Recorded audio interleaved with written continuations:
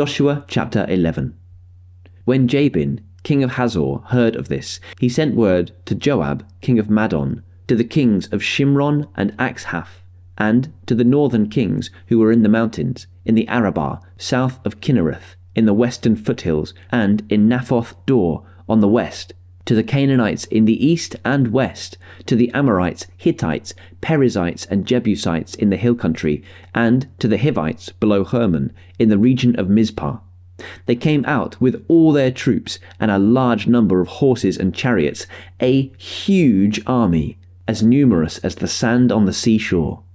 All these kings joined forces and made camp together at the waters of Merom to fight against Israel. The Lord said to Joshua, "Do not be afraid of them, because by this time tomorrow I will hand all of them slain over to Israel. You are to hamstring their horses and burn their chariots." So Joshua and his whole army came against them suddenly at the waters of Merom and attacked them, and the Lord gave them into the hand of Israel. They defeated them and pursued them all the way to Greater Sidon, to Misrephoth-Maim, and to the valley of Mizpah on the east, until no survivors were left. Joshua did to them as the Lord had directed. He hamstrung their horses and burned their chariots. At that time Joshua turned back and captured Hazor and put its king to the sword. Hazor had been the head of all these kingdoms. Everyone in it they put to the sword. They totally destroyed them, not sparing anyone that breathed, and he burned Hazor itself. Joshua took all these royal cities and their kings and put them to the sword. He totally destroyed them, as Moses, the servant of the Lord, had commanded.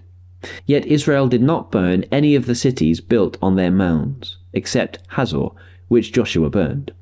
The Israelites carried off for themselves all the plunder and livestock of these cities, but all the people they put to the sword until they completely destroyed them, not sparing anyone that breathed.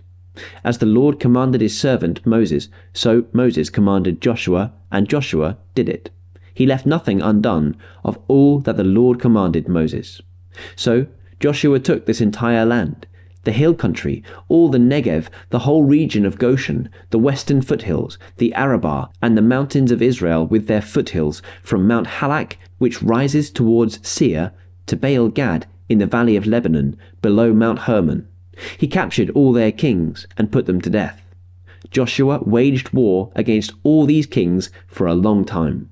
Except for the Hivites living in Gibeon, not one city made a treaty of peace with the Israelites, who took them all in battle.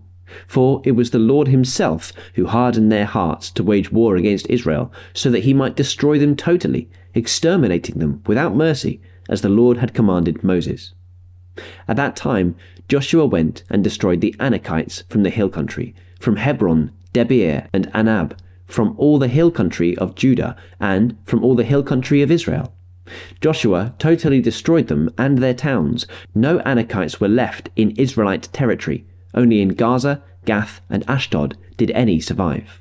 So Joshua took the entire land, just as the Lord had directed Moses, and he gave it as an inheritance to Israel, according to their tribal divisions.